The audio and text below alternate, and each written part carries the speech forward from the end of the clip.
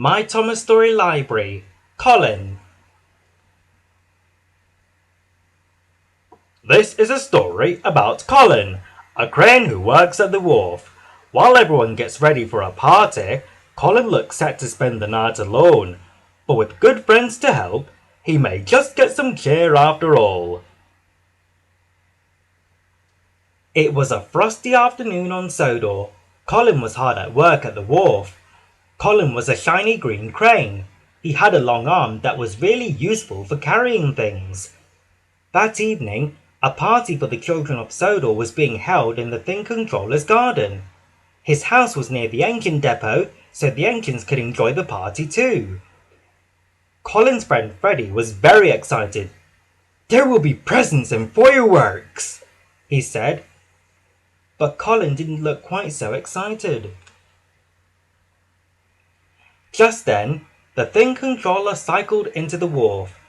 "All of these crates must be unloaded before I leave for the party tonight," he told Colin.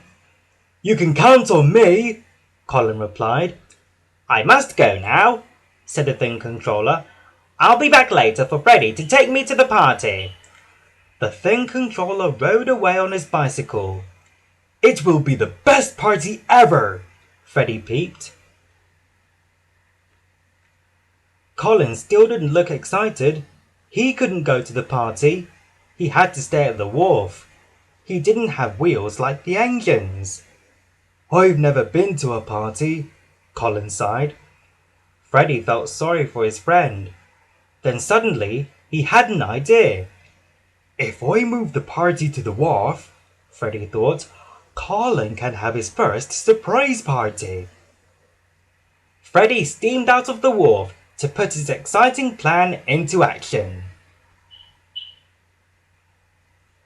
Freddie's job was to find the Thing Controller. On the way, he pulled up by Peter, Sam and Rusty. Peter Sam was pulling a flatbed filled with crates. The crates had lots of colourful lights and presents on top. Rusty was pulling another flatbed. It was piled high with boxes of fireworks.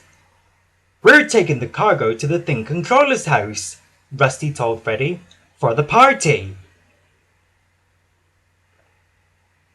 "The party's now at the wharf," puffed Freddie.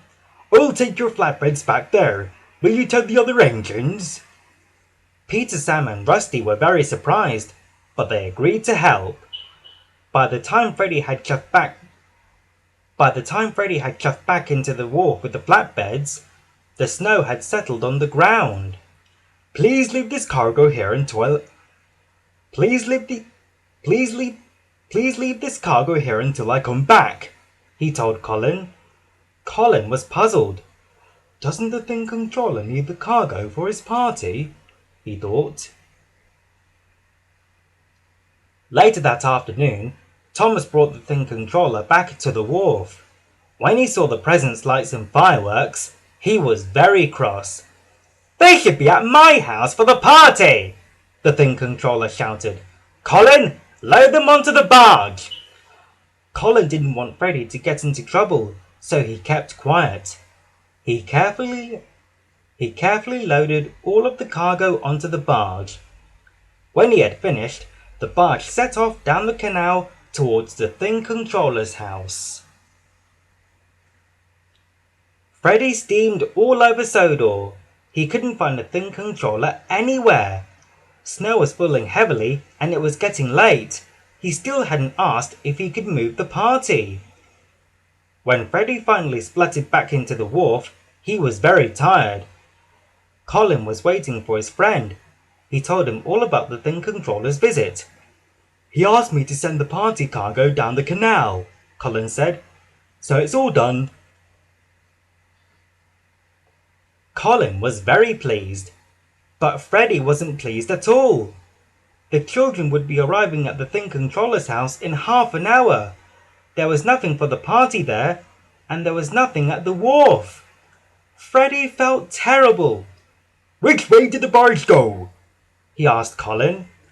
Colin pointed his long crane arm down the canal, and Freddie steamed off to find the barge.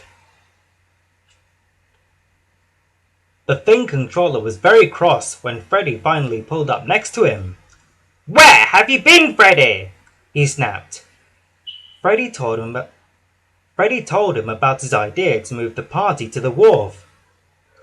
"I'm so sorry, sir," he sniffed. The thing controller was quiet for a few moments. "You should have asked me first," he sighed. "But you can have the party at the wharf." Freddy let out a happy toot. He just hoped he could find the barge before it was too late. By the time Freddy caught up with the barge carrying the party cargo, it was almost dark. "Stop!" he called to the bargeman. "Please turn the barge around and go back to Colin. The party's now at the wharf." The bargeman was very surprised, but he quickly stopped the barge. Then Freddy headed back to find Colin.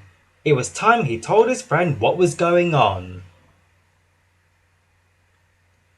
When Freddy pulled into the wharf, Colin had just finished his work for the day. "Have I got a story to tell you?" puffed Freddy. He began to tell Colin all about his party plans. Colin was surprised and delighted. "You moved a party for me?" he blushed. "Well, we'd better get to work." The friends quickly hatched a plan. Freddy steamed off to collect the children, while Colin waited for the barge to arrive with the cargo. He had some unloading to do. Colin moved the cargo in record time. When Freddy arrived with the children, everyone gasped. The wharf was filled with presents and lights. Many of the engines were there too. Then suddenly, a loud bang echoed around the wharf. One after another, colourful fireworks shot up into the night sky. "Wow! Thank you so much, Freddy," smiled Colin happily. "I'll never forget my first party." The engines whistled and the children cheered. It was the best party ever.